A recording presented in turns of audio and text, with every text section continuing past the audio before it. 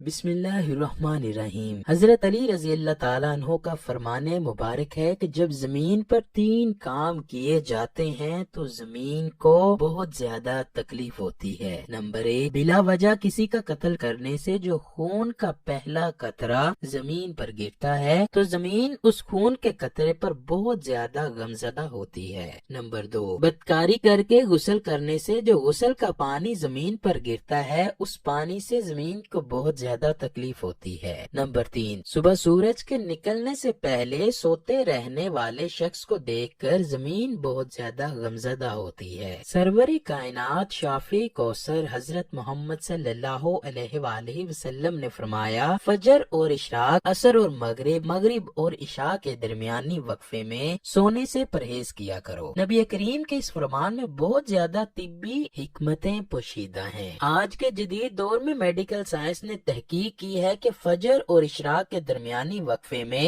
Oxygen وافر مقدار میں پائی جاتی ہے، اور اگر انسان اس وقت میں سو جاتا ہے تو انسان کی طبیعت میں سستی آ جاتی ہے۔ دیر سے اٹھنے والے انسان کی طبیعت میں چڑچڑا پن ہو جاتا ہے، جس وجہ سے وہ ہر وقت بے چین رہتا ہے۔ عصر سے مغرب اور مغرب سے عشاء کے درمیانی وقفے میں آکسیجن کم سے کم مقدار میں پائی جاتی ہے، اور اگر ہم اس وقفے کے درمیان سو جاتے ہیں تو ہمارے جسم میں آکسیجن کی کمی ہو جاتی ہے، جس وجہ سے ہمیں 10 قسم کی بیماریاں لگ سکتی ہیں، جن میں سر فہرست دمہ ہے۔ اس وجہ سے ہمیں چاہیے کہ ان اوقات میں سونے سے پرہیز کیا کریں۔ اگر آپ اس پر عمل پیرا ہوں گے تو آپ کی صحت بہت ہی اچھی ہو جائے گی۔ حضرت عائشہ رضی اللہ تعالی عنہا نے فرمایا کہ جب مؤذن فجر کی اذان دے کر خاموش ہو جاتا تھا تو صبح کی روشنی چھانے لگتی تھی تو نبی کریم اٹھ جایا کرتے، فجر کی سنتے ادا کر کے اپنی دائیں کروٹ کی طرف لیٹ جایا کرتے۔ مؤذن نماز کی اقامت کے لیے آپ صلی اللہ علیہ وآلہ وسلم سے اجازت طلب کرنے کے لیے آپ کے پاس تشریف لاتا تو آپ صلی اللہ علیہ وآلہ وسلم مؤذن کے ساتھ ہی مسجد میں تشریف لے جایا کرتے تھے۔ فجر کی سنتے ادا کر کے اس لیے لیٹ جایا کرتے کہ ساری رات اللہ کی عبادت میں مشغول رہنے کی وجہ سے جسم میں جو تھکاوٹ ہو جاتی تھی وہ تھوڑی دیر آرام کرنے سے جاتی رہتی تاکہ فجر کے فرض اچھے طریقے سے ادا ہو جائیں۔ جو کوئی بھی بندہ اللہ کی عبادت میں ساری رات مصروف رہتا ہے اس کے لیے یہ بہتر ہے کہ نماز فجر کی سنتیں ادا کر کے تھوڑی دیر آرام کر لے تاکہ ساری رات جاگنے کی تھکاوٹ ختم ہو جائے اور بندے کا جسم چست و چلاک ہو جائے۔ حضرت فاطمہ رضی اللہ تعالی عنہا سے مروی ہے کہ ایک دفعہ میں صبح کے وقت فجر کی نماز کے بعد سوئی ہوئی تھی کہ نبی کریم کا گزر میرے پاس سے ہوا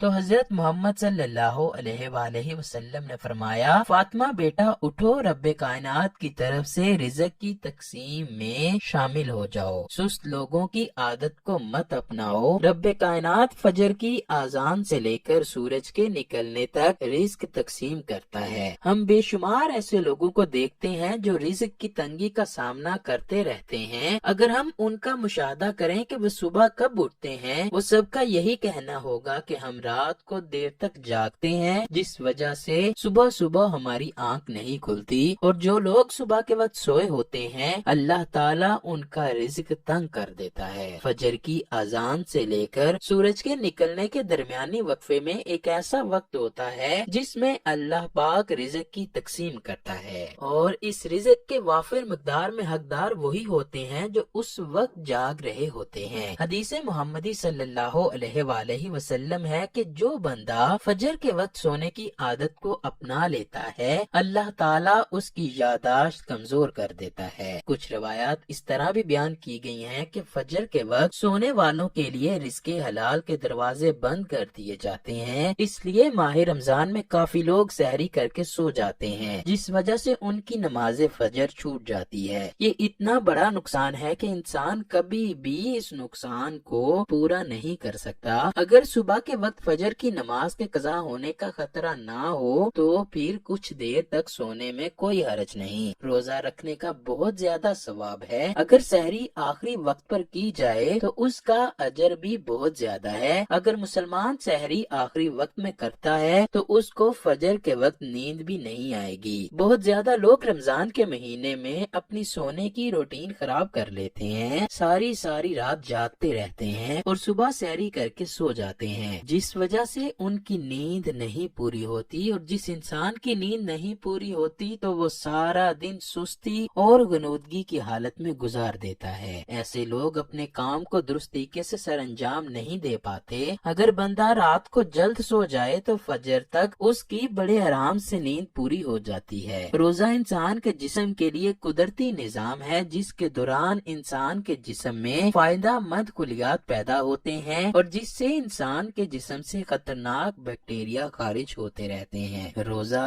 एक इंतहाई अहम नेमत है जो इंसान के जिगर और मादे की सब बीमारियों को खत्म कर देता है। इस दौर में हर इंसान रिज़्क के मामलात में बहुत ज्यादा परेशान है, दिन रात कमाने में लगा हुआ है, लेकिन फिर भी दिल को सुकून हासिल नहीं होता। रवायात में है कि फजर की नमाज को अदा करने के बाद 6 घंटे काम करने वाले इंसान के दिन बहुत ही पुरसुकून गुजरते हैं। जो लोग फजर के वक्त सोते हैं उनका सारा दिन सुस्त और बोझल गुजरता है। सुबह के 6 घंटों का दौर इंसान की जवानी का दौर है, जो इंसान के ख्वाबों को पूरा करने में मदद देता है। ये दौर इंसान की सलाहियतों से भरा और ख्वाबों को पूरा करने का दौर होता है। जवानी में हम सुबह के ये 6 घंटे दिल लगाकर अपनी सलाहियतों को इस्तेमाल करके सारी जिंदगी सुकून और आराम से गुजारने में कामयाब हो सकते हैं। सुबह सुबह जागने में ही इंसान की जिंदगी के बेहतरीन राज पोशीदा हैं। अल्लाह से दुआ है कि वो हमें नेक अमाल करने